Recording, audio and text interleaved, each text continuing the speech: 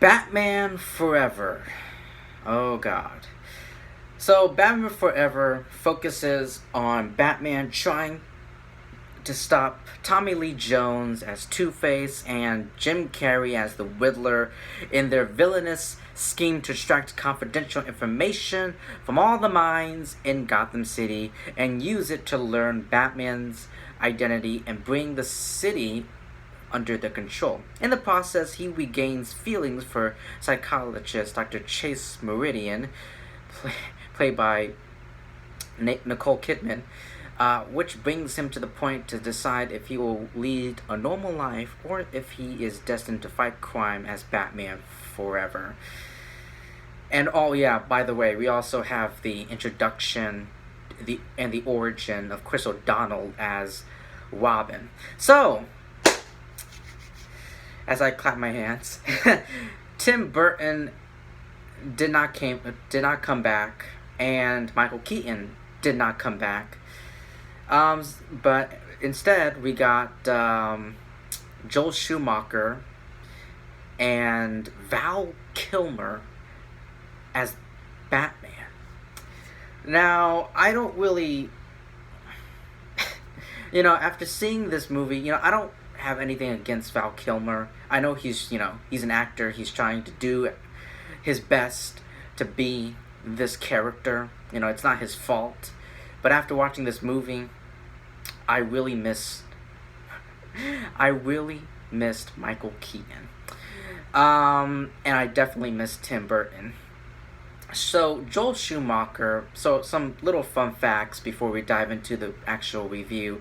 Joel Schumacher mostly, he eschewed a dark, dystopian atmosphere of Burton's films by drawing inspirations from an era of Batman comic books, as well as the 1960s television series, but without the campiness of the later film. After Keaton chose not to reprise for his role, we got Val Kilmer replacing him as Bruce Wayne Batman. And, when this movie came out, it got a lot of mixed reviews from critics. The CGI in this film were terrible. I don't know, it kind of looked like a video game. I don't know, it kind of looked like a video game. It looked like a Looney Tunes. Part of it looks like a Looney Tune, like a live action Looney Tune. This movie came out in the 1990s, or the mid 1990s. So we got a live action. So for the special effects, the visuals, we got the visuals were pretty bad, pretty awful. It looked like a live action. The best way I can describe the special effects in this movie, the visuals and the CGI. The CGI, it's like a live action Looney Tunes video game. It looked horrible.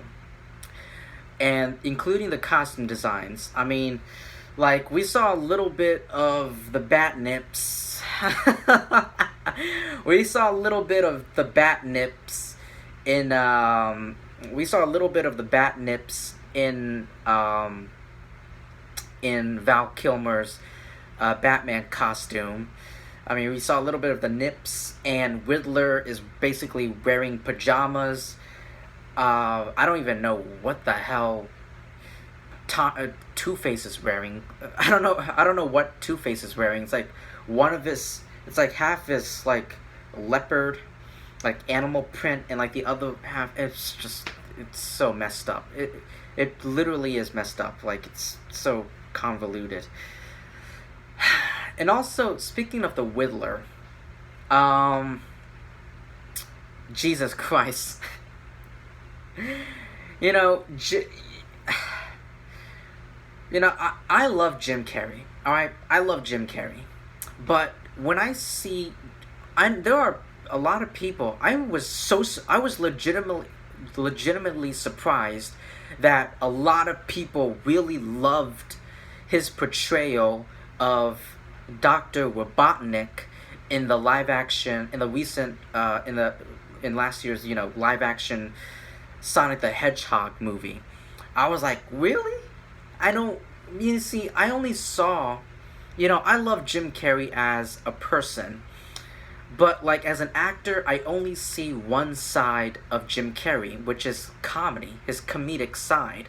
And when I was watching the Sonic the Hedgehog movie, I only saw it felt like Jim Carrey was just playing Jim Carrey, like this comedic, wacky character. And he did it again. Like, Jim Carrey is always playing like the crazy, wacky, loony character. So, like, he did it with The Mask. He kind of did it, in my opinion, he did it in Sonic the Hedgehog, and he did it here. He did it here as the Riddler. Like, he's acting goofy and like just acting Jim Carrey. It's so weird.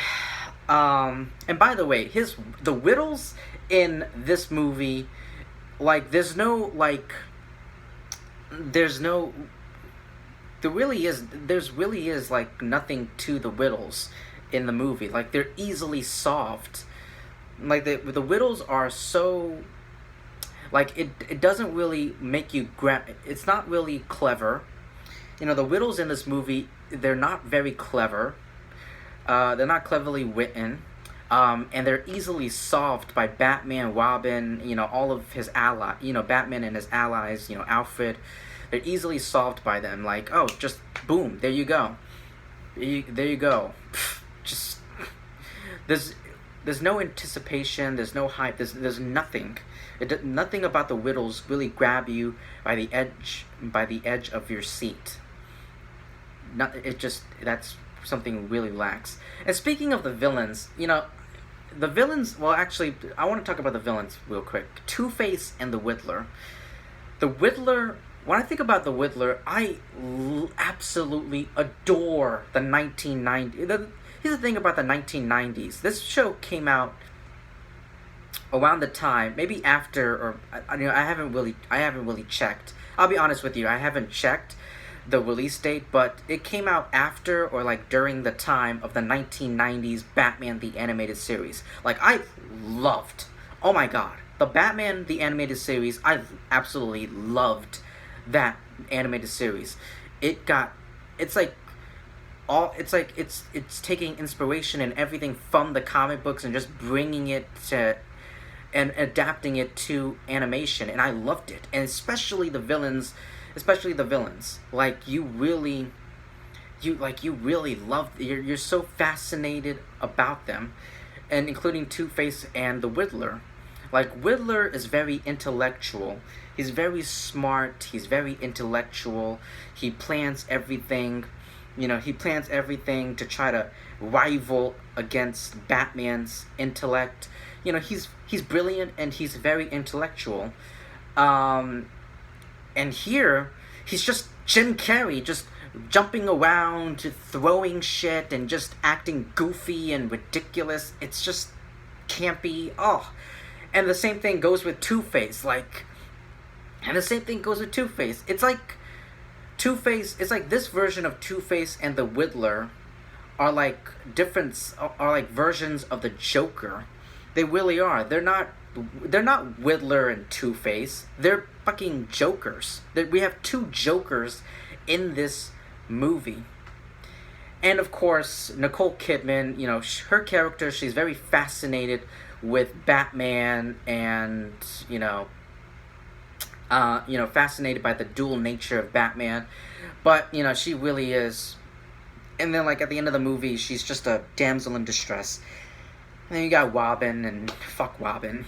I don't even want to talk about Robin. So, yeah. I mean, the action sequence and performances, actually, I don't really want to talk about that. So, it doesn't, yeah. So, you know what, it doesn't really matter. If you've seen Batman Forever, let me know what you thought about it in the comments section below. Oh boy, the next movie on the list, Batman and Robin. Ho ho ho. I'm gonna have a great time breaking that movie down into tiny little pieces. But anyway, if you've seen Batman Forever, let me know what you thought about it in the comment section below. Thank you so much for taking your time to listen to my review. Please like, comment, subscribe, share this video with your friends and family. And I will see all you lovely people soon.